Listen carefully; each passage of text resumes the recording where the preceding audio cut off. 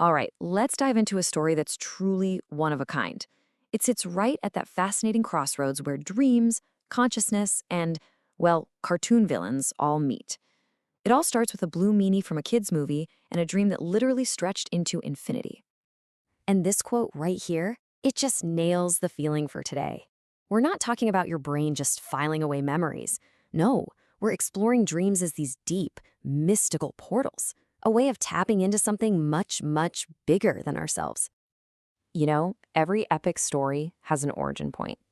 And this one, it begins in a really unexpected way. Not with a hero, but with a villain, showing up in a place you'd never guess. So let's set the scene. Picture this. It's 1972. We're in India at this huge spiritual celebration for a young guru's birthday. And right in the middle of all this, our protagonist appears dressed as a blue meanie from the Beatles movie Yellow Submarine. I mean, talk about a strange choice, right? And here is the kicker, the really fascinating part. He didn't even like the character. To him, they were just the bad guys. But this symbol, one he actively disliked, was going to come back years later with this incredibly profound meaning. It's just a perfect example of how sometimes the most important symbols in our lives seem to choose us. So let's fast forward. Years after that party, that same blue meanie symbol showed up again. Only this time, it wasn't a costume. It was in this incredibly powerful, reality-shattering dream.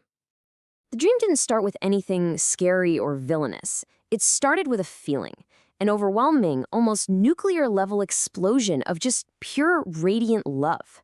And that feeling, that was the spark that lit the fuse for everything that came next. And, fueled by that incredible feeling of love, something totally wild started to happen. That single blue meanie, it began to duplicate.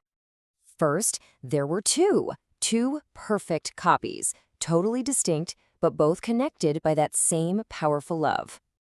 And then it just accelerated. Boom, 4, then 8, then 16. It was like a conscious big bang, doubling with every single heartbeat.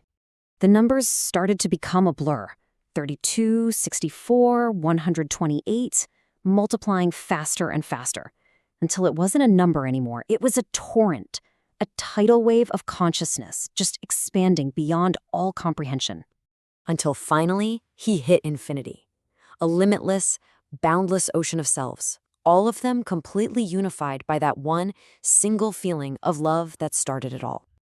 In that moment, he wasn't an individual anymore. There was no he. He became this vast, interconnected ocean of awareness. Every single meanie was just a wave, but the whole thing, that was an ocean of pure love. So, what on earth do you do with a dream like that? How do you even begin to understand it? Well, we're going to look at it through two different lenses, and we'll start with the ancient wisdom of yogic philosophy.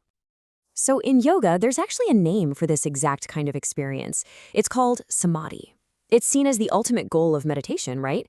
That sacred moment where the little bubble of you completely dissolves and just merges into the infinite universal whole. That dream wasn't just some weird fantasy. It was a perfect living picture of this profound mystical state. And that feeling, that ocean of love, it also connects to another amazing concept called bindu. You can think of it as this cosmic point, the singularity where everything begins and everything ends, where all separation just collapses. The line between you and me, self and other, it all just dissolves into one unified whole. That's exactly what he was describing. Okay, so that's the ancient wisdom. But for anyone who might find that a little abstract, modern neuroscience offers an explanation that is, and this is wild, stunningly similar.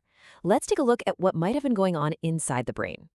Experiences like this are strongly linked to a very specific brain frequency, the theta wave state. This is the state our brain goes into during really deep meditation, REM sleep. It's literally the brain activity you'd expect to see during a dream that feels like a massive spiritual insight.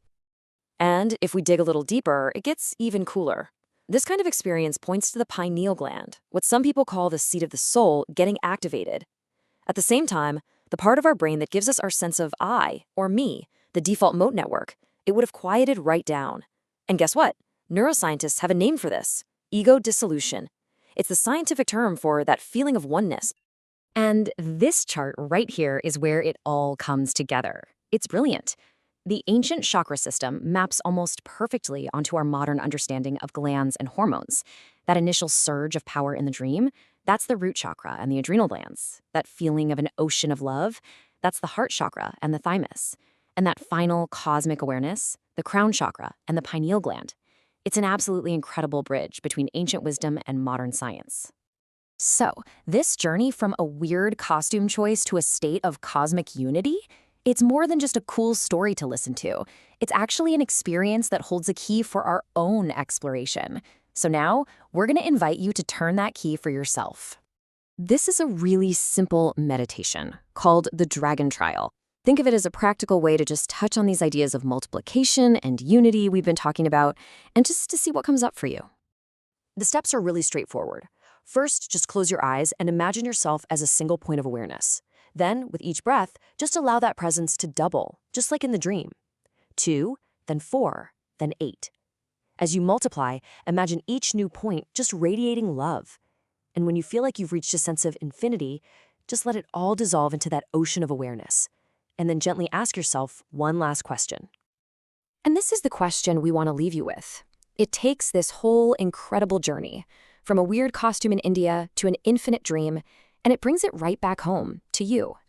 It's not about becoming a blue meanie, of course. It's about understanding the forces of resistance and expansion inside your own consciousness. So what in you holds back? And what part of you is ready to become the ocean?